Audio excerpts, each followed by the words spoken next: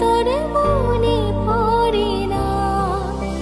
বাসলে ভালো কেউ কি এমন পাষাণ হয়ে যায়, যে নিজের সুখে মনের মানুষটাকে মেরে যায়। হায় রে বোকা মন আমার, শুনলি না বারণ, আবার প্রেমে বুঝলি রে তুই কেন অকারণ। রোজ বুক ভেঙে তুই গেলি কেঁদে, সাত কি মেটে না, কেন খুঁজলি আবার সেই পাষাণ এক মনের ঠিকানা। হায় রে